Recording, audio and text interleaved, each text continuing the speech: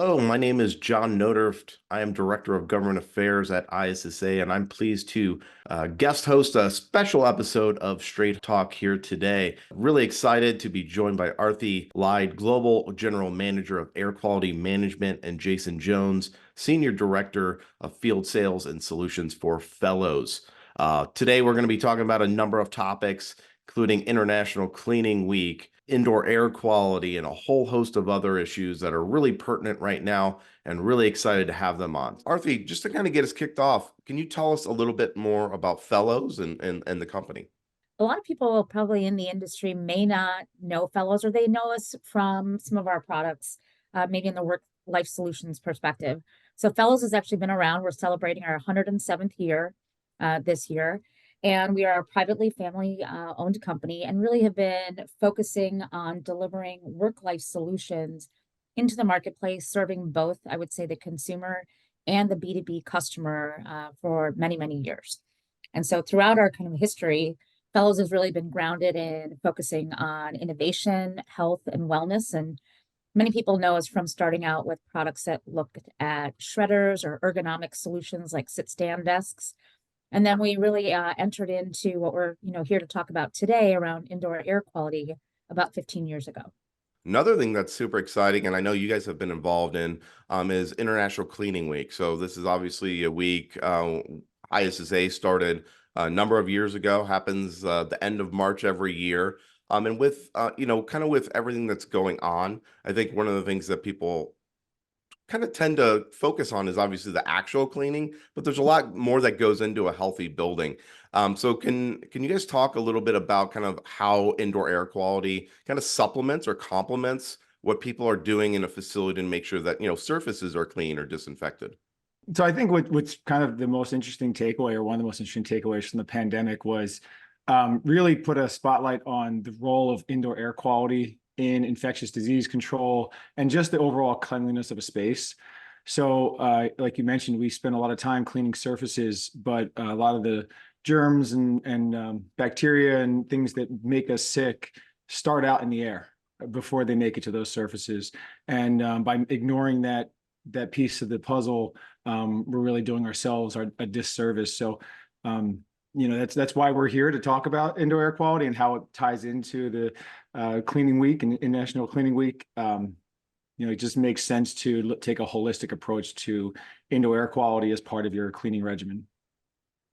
Yeah, it really does. And I think it's just something really important for people to pay attention to. I mean, I know this year in 2024, we're up to over 20 states that are proclaiming Cleaning Week. And that kind of leads me to my follow-up question, which is, prior to COVID, I think a lot of the governments, both federal, international, and state, really kind of emphasized outdoor air quality, which we all know is very important, right? But people spend more time indoor, right? I mean, you just look at the numbers. People are in offices, they're in schools, they're in restaurants. So since COVID, how has that changed maybe what Fellows has done, and kind of obviously seeing the renewed or new focus on indoor air quality? I know the White House has their Clean Air Buildings Challenge, for instance. So what has kind of been the perspective of Fellows in terms of tapping into that renewed sort of energy or engagement over indoor air quality? I mean, I think it's a great question in terms of, it's not something that we jumped into, we'll say, during the pandemic. And from Fellows' perspective, when we looked at indoor air quality, a lot of our solutions were really focused, I would say, on individual or more localized solutions that you might have for your office, a personal, with a lot of the messaging, even, at the time, probably heavily focused around allergen, odor control, asthma, dealing with asthma. We soon found, I would say, as we not only, lived through the pandemic and we saw some of the changes, but as a result, we really looked at the next step of what were people thinking about as it related to indoor air quality. And I think the biggest thing that we can summarize it to is, how do you make the invisible visible? We think about, we look at the calorie counts on a, bar of chocolate, and we can kind of choose to eat it or not eat it. We can look at a glass of water. Now, there are many contaminants that aren't even controlled in water, but if they're dirty, you can kind of say, hey, I'm not going to consume that. But I think when we talk about indoor air quality, oftentimes it's something that we don't necessarily smell, we don't necessarily see, we don't understand kind of what's in the air. And so a lot of our focus in terms of innovation was then really thinking about how could we bring the notion of understanding kind of what's in the air down to the ground level to bring it to a consumer's viewpoint, whether it's on our machines, which is on our AirMax Pro products that we've had in market since 2015. But even more importantly, I would say since the pandemic, really taken that next step to focus on how do we bring in additional visibility to what are the indoor contaminants? How do we measure them constantly?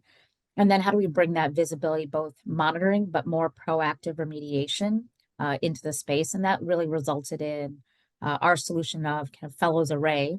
It's almost a whole new ecosystem of indoor air quality solutions that we brought to market then just earlier last year.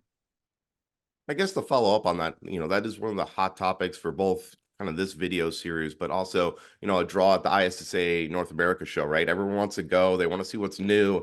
They want to see what companies are doing to innovate in the space.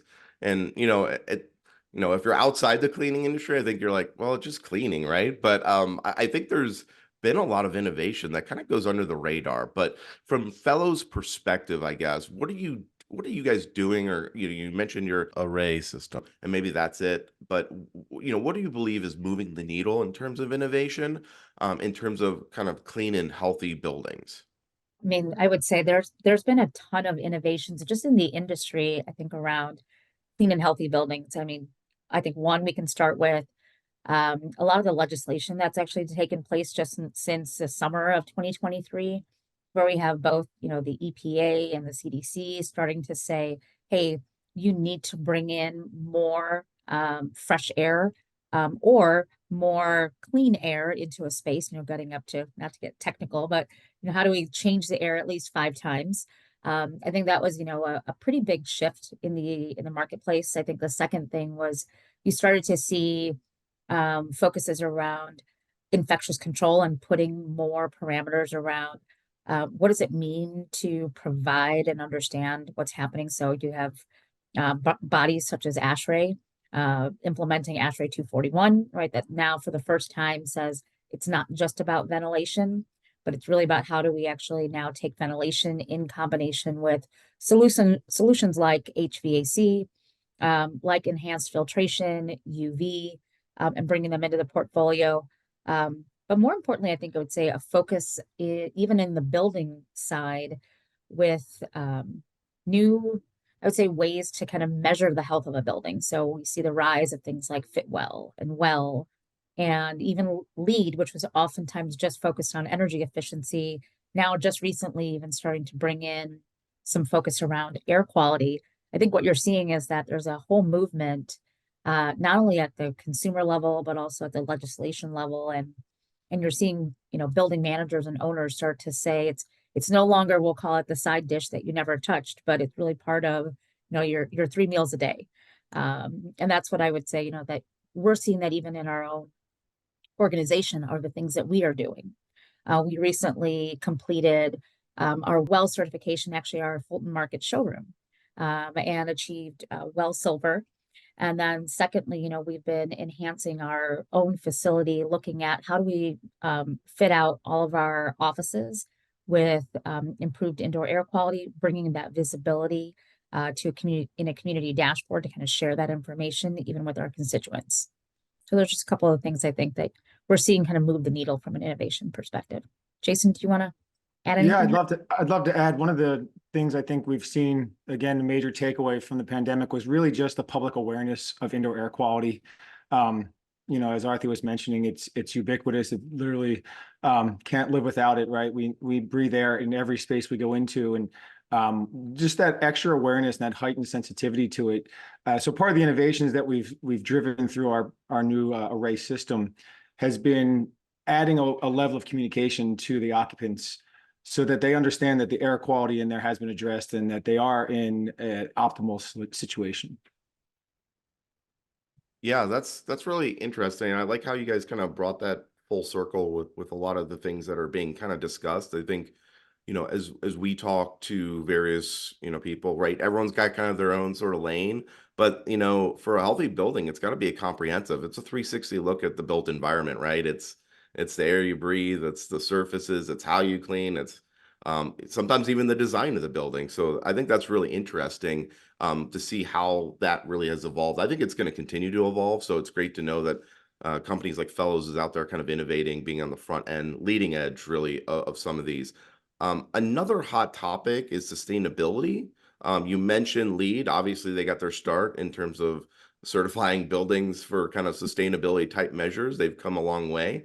And even the industry, the cleaning industry, there used to be, probably 2 decades ago, the green cleaning movement started. But I think buildings are looking more for than just the products you're using to clean. That's obviously very important.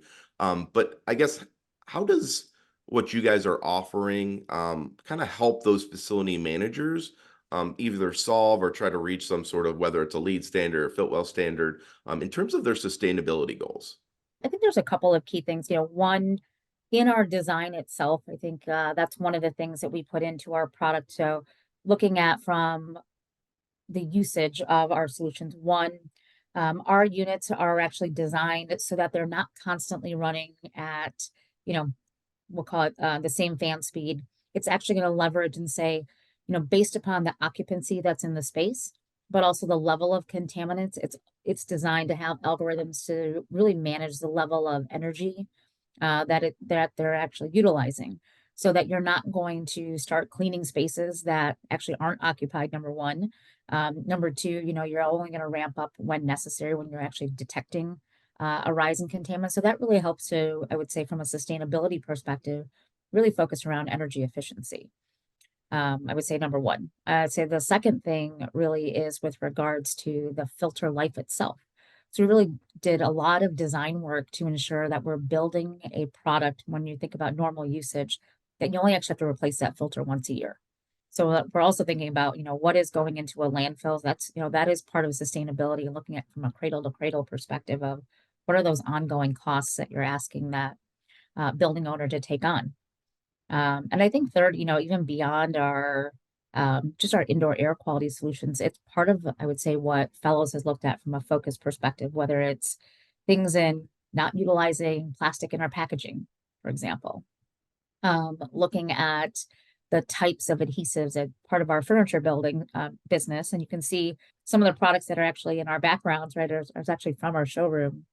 But really thinking about, are we meeting an IAQ standard as it relates to sustainability and BIFMA standards around making sure that we're using no or low VOC components in our product. So I think we're trying to take a holistic approach, knowing that it's an evolution and it's a journey that we're going to continue to travel on. And as we know, we can continue to focus on that. Those are things that we're going to bring into the marketplace. So I know Fellows had been doing a lot of great research and surveying of specifically education facilities and teachers about kind of the indoor air quality. That was a huge push for a period of time, especially from governments. I think we've seen not as much implementation of some of those lofty goals that we were all kind of hoping for. Can you share a couple highlights from that report, though? I thought it was really meaningful.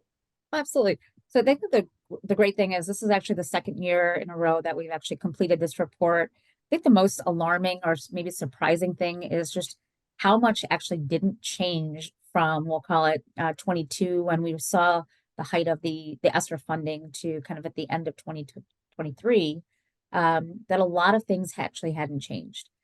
So when we looked at kind of educators' kind of perception, I think number one, what we found is that, and then this is a great thing, I think we think about just what do people think about clean air and clean indoor air. And surprisingly or not surprisingly, that, almost 100%, so 97.5% of educators actually did say it should be a human right, and it should be a right within schools. And I think that's really important when we think about, is actually something being actuated in the classroom during that time.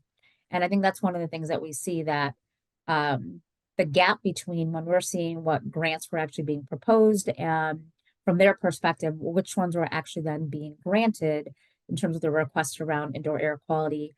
What you found was less than 20% of teachers actually said that those grants were actually delivered in terms of IAQ improvements at school. So one other thing that obviously anyone who walks into any sort of facility cares about is, the cleanliness of a bathroom, obviously odor control, those sort of things. What does Fellow kind of what do you guys kind of help with in terms of those sort of challenges that face, pretty much every building? Yeah, it's a good question, and I know we talk a lot about viral airborne viruses and protecting people from COVID, and that was certainly an important topic. But we all experience a malodor when we walked into a restaurant and immediately thought, "I'm not coming back here." Right? It's a very distinct experience that we've all had, and it's probably the number one complaint or concern that gets addressed by our facilities partners and cleaning staffs on a day-to-day basis. Our system is designed to complement the HVAC system, so we're not involved in the ducting. So we're very simple to install in a restroom, and because of the way our filters are designed, we're able to capture odors as well. So I know we focus a lot on the airborne viruses, bacteria that you may find, but odor control is a very big concern, and it's certainly something that we're more than capable of helping improve. To kind of close it up, and once again, thanks so much to both of you for your time here today. Where can people find more information about Fellows, maybe even this report or anything else that you guys would like to mention? For people that actually who want to get engaged or learn more about some of the great work you guys are doing.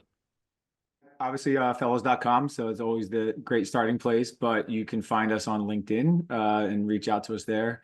Or you can see us at the ISSA show this year. You can stop by there as well. We, as a team, I think whether it's, connecting with our salespeople through our showcase page, coming to, as you said, fellows.com. I would say, just being able to have opportunities to connect with you folks, with you, John, as part of these discussions. This is a conversation I think that is going to continue on for a long time, and we hope to be, at the forefront of that conversation and really thinking about how we continue to bring and shed light on just how easy it is to potentially address, the issues around improving indoor air quality. Absolutely. Well, thank you so much, Jason and Arthi, for joining me today. Our Thank you. pleasure. Thank you, John.